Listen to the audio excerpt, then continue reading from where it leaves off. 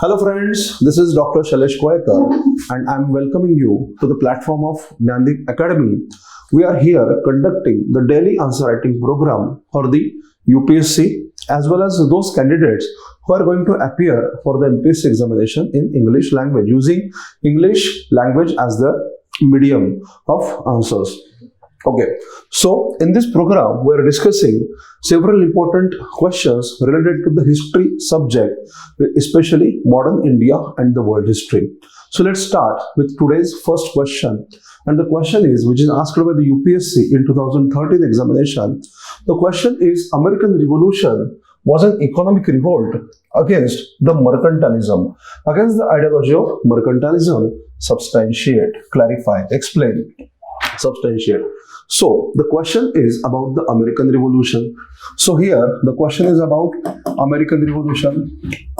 American Revolution. Okay, so American Revolution.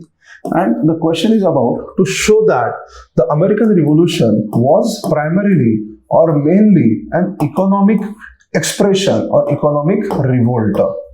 American Revolution, okay, here is seen as an economic reaction to the British rule, economic revolt, or let's say economic reaction to the British rule, economic reaction to the British rule, okay, against the mercantilism. So, which ideology of the British rule had provoked the Americans to express their angst, to express their anger against the British rule? The ideology of the mercantilism. So British policy of mercantilism was not acceptable to the American people, and therefore they reacted sharply in the form of a revolutionary event. Okay, so here we need to know what exactly is revolution. Okay, consider this particular definition of the revolution. Generally, we define revolution as a sudden phenomenon, right? Generally, we define revolution as a sudden phenomenon. But consider this definition, okay? Revolution is a change, okay? Do consider this particular point. Revolution can be considered as a change, okay, that had taken place or that takes place within a relatively shorter span of time, okay, change that takes place within a relatively short span. The change which is fundamental in nature, okay, the change which is fundamental in nature, and the change, okay, which is enduring in character, okay, the change which is fundamental, the change which is enduring, and the change which is, okay, the word used is sudden, but instead of sudden, let's use relatively shorter span of time. Okay, so the revolutionary fervor, okay, generally it is considered that revolution, okay, generally revolution is considered as a political event, but revolution can be political, revolution can be economic, and revolution can be the social as well. Okay, because, okay, changing any system, whether it is political system, whether it is economic system, or it is social system, right? So there, accordingly, it can be termed as political revolution or economic revolution or social revolution. So in this sphere, what do we see? American Revolution, it caused the end of British rule, right? It caused the end of British rule, resulting into creation of the USA, United States of America, and resulting into the rule of Americans, right? The creation of the rule of Americans, eventually the American Constitution was also enacted, and accordingly this particular country, United States of America, was formed. So general perception is that, this is consideration is that American Revolution is a political event, it is a political revolution, and therefore the UPSC has given a twist to this particular question, and the twist is, okay, UPSC is asking you to think on a bit different line here. Okay, general perception is, okay, that American Revolution is a political event, but here UPSC is asking you to consider, okay, American Revolution as an economic reaction, economic event, and it was economic reaction against the economic ideology of the mercantilism that was pursued by the British rulers. Okay, so not political but economic motives had guided the American people to rebel against the Britishers, to revolt against the Britishers, and that eventually led to the American independence. That is the core of this particular question. We need to elaborate our answer on this particular line. Okay, so herein we need to explain what exactly is mercantilism. Okay, so what is mercantilism? Okay, what factors had guided this particular ideology? How Britishers were tried to pursue this particular ideology of the mercantilism, and how it was against the American interest, and how Americans had reacted against these policies, and how it led to that reaction, that revolt, that struggle, which ultimately freed the American colonies from the British clutches, from the British yoke. That is this particular question is all about. Okay, let's consider this particular answer now. Let's introduce this particular question. Let's introduce this answer. So we shall introduce the answer with the ideology of mercantilism. See, idea here is, fulfill the demands of the question. I always used to say how to write a good answer, or how to know what is to be written in the answer. The best strategy is question the question. What do you want? Means you can ask the question, you can seek the demands of the question and try to fulfill those demands. Means here the question is about mercantilism. Mercantilism, what is the policy of mercantilism? What were its contents or the components? How the implementation of the mercantilism by the British rulers, it hurt the interests of the American, and how they reacted, resulting into the struggle for the independence. Okay, so let's consider this particular argument or point. Mercantilism is an ideology that believes trade to be the source of the wealth. Okay, do remember that mercantilistic operations create the wealth. Okay, that is the belief of this ideology. Wealth being limited, mercantilism considers wealth to be limited. So wealth being limited, it is pertinent for a country to establish monopolistic control over another one in order to maximize the wealth. In this case, what had happened? The Britishers were influenced by the ideology of mercantilism. Mercantilism states that trade is the source of the wealth, and wealth is limited, and in order to maximize the wealth, one country should establish control over another, and that is why the Britishers had established their monopolistic control over the American colonies. So that is mercantilism. In this sense, mercantilism upholds the colonialism, right or wrong? So the control of one country, that is metropolis, over another country, that is colony, that ideology is basically colonialism. So in this sense, mercantilism upholds the colonialism which aims at maximum appropriation of surplus in the colonies by the metropolis country by virtue of its power over the former. Means metropolis has the control over the colony, and it uses its power to extract the maximum resources out of the colony. So which aims at maximum appropriation of the surplus in the colonies by the metropolis country by virtue of its power over the former. Over a period, now what happens?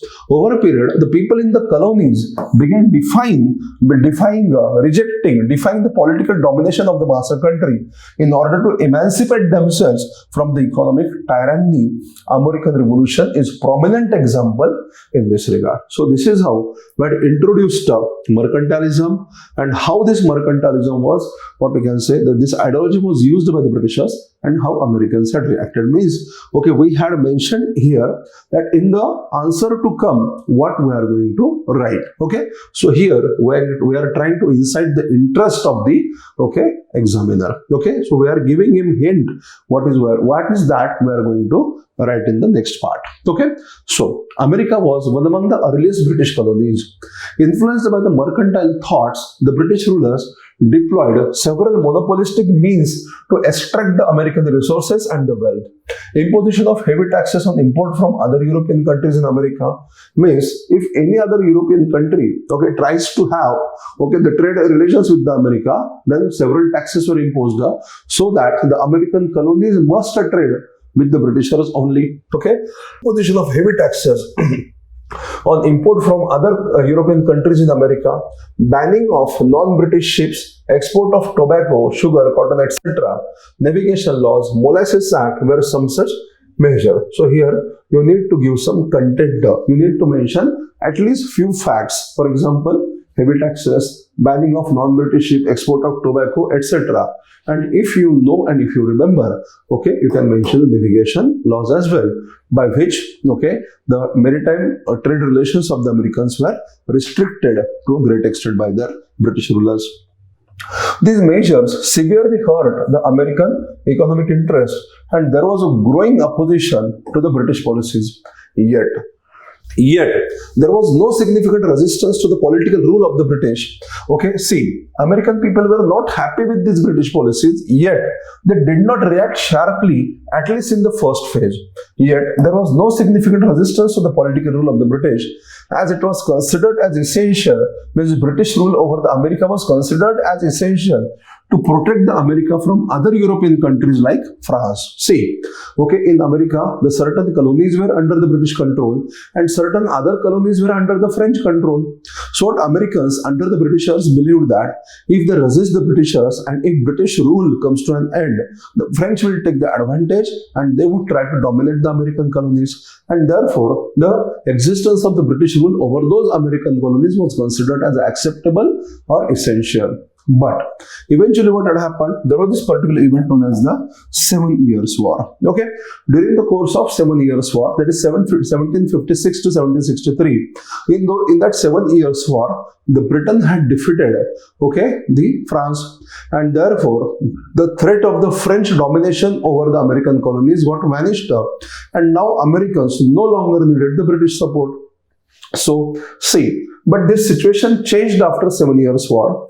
Americans expected more and more autonomy from the British masters, but in order to compensate themselves of the war expenses, British rulers tightened their control over the American colonies. Just now I told you that during the course of 7 Years' War, the Britishers had to spend a lot of money over the protection of American colonies, and that was a successful strategy, and France was defeated. But now the situation was, after the defeat of the France, the Americans no longer needed British support, and therefore now they wanted autonomy. But the situation for the Britishers was different.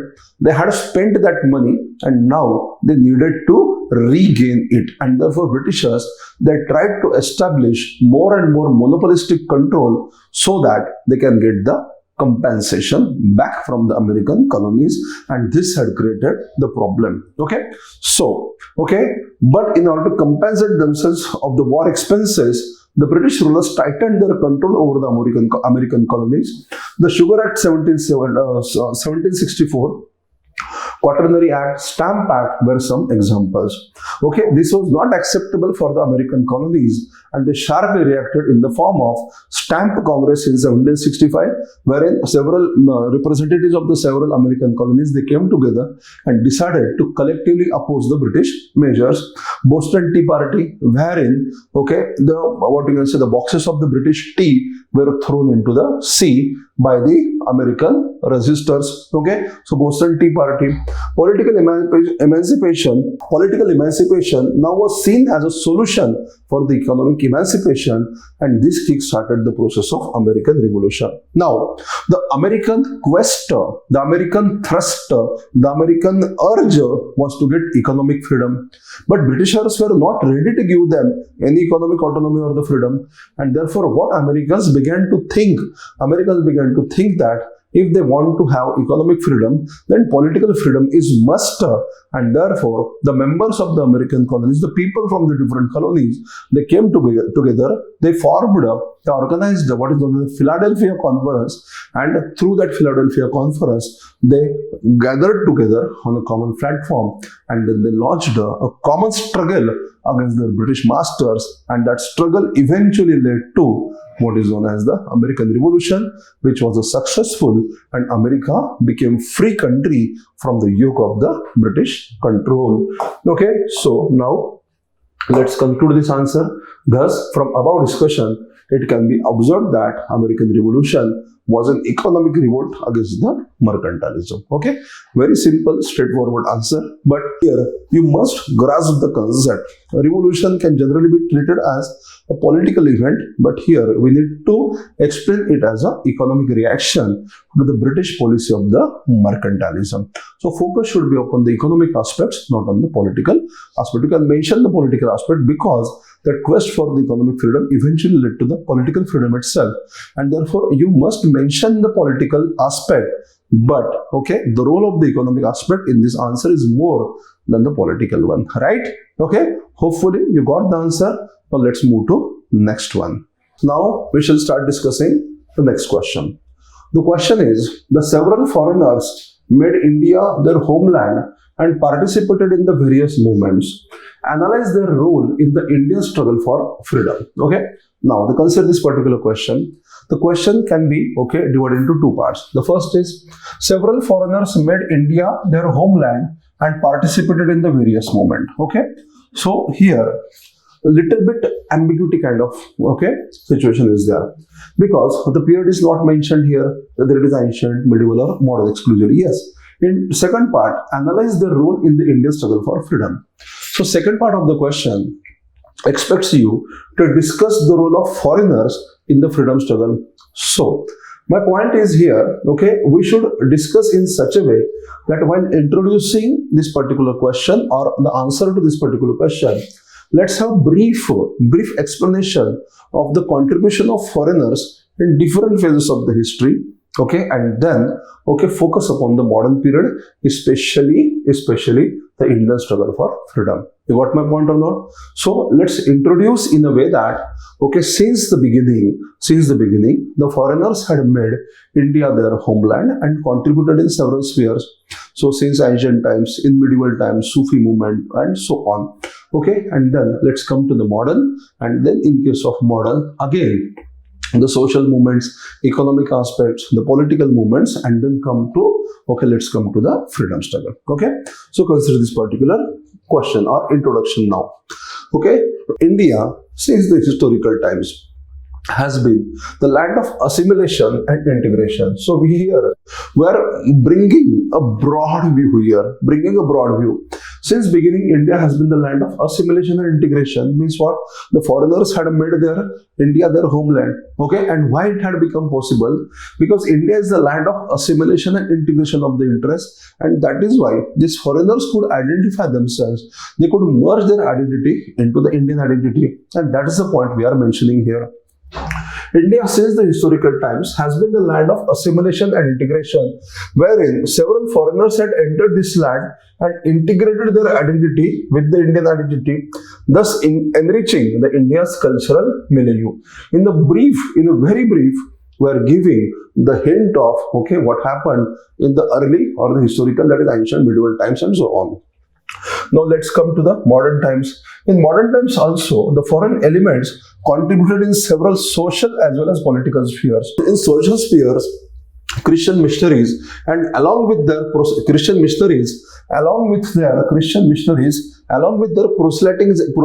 activities contributed to the reforms like Satya abolition. You must be knowing that in the measure of the abolition of sati, the certain Christian missionaries also had played a significant role.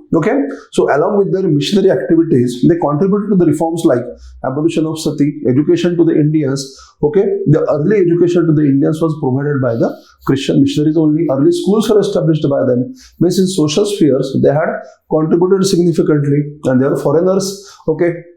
So they had contributed to reforms like along with their proselytizing activities, they contributed to the reforms like Satya abolition, education to the Indians, etc.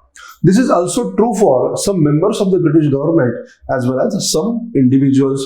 Role of William Carey, Robert Money, Alexander Duff, who acted as missionaries, David Hare, Mary Carpenter, who acted as individuals, and Drinkwater Bethune, A.O. Hume, who acted as members of the government, can be cited in this regard. Means in case of Bethune or Hume, it is not the case that they considered India to be permanent their homeland, but they spent most of the time here and they contributed this particular land, okay, in a significant manner. This Drinkwater Bethune, okay, during his tenure into the India, he started female schools in Calcutta. Hume was responsible for several political maneuvering as well as the social measures as well. Okay, so their examples can be given in this regard. Okay, while striving for the social emancipation of this country, these people were trying very hard for the social emancipation of this country. They were moved by the evil effects of the British colonial rule on the Indians and therefore joined the anti-colonial struggle. Okay, this is how we are trying to connect various movements with the Indian struggle for freedom. Means the first part of the question and second part of the question we are trying to connect here by this particular line. So this line, while striving for the social emancipation of the country, they were moved by, okay, they were more disturbed by the evil effects of the British rule on Indians and therefore joined the anti-colonial struggle. In political spheres, in Indian national movement, the role of the foreigners is very significant, and then we are trying to give the examples. The notable examples in this regard can be cited as Margaret Noble, okay, Bhagini Nivedita, Sister Nivedita, Margaret Noble, Annie Besant, Margaret Cousins, Madeline Slade, Nellie Senegupta, C.F. Andrews, etc. So let's give them, okay, let's give some details of each individual. Margaret Noble, that is Sister Nivedita, who came as a disciple of the Swami Vivekananda, contributed by inspiring the revolutionary nationalists and participating in the Swadeshi movement. She was very critical of the Curzon's policies. Means, okay, despite of her foreign origin, she became the part of the Indian freedom struggle. Okay, she identified herself with the Indian freedom struggle and she was very critical of the Curzon's policies during the course of the Swadeshi movement. Annie Besant, while working as a leader of the Theosophical Society, also provided impetus to the Home Rule movement, fought for the women's suffrage, okay, and even prepared the draft of the Indian Constitution.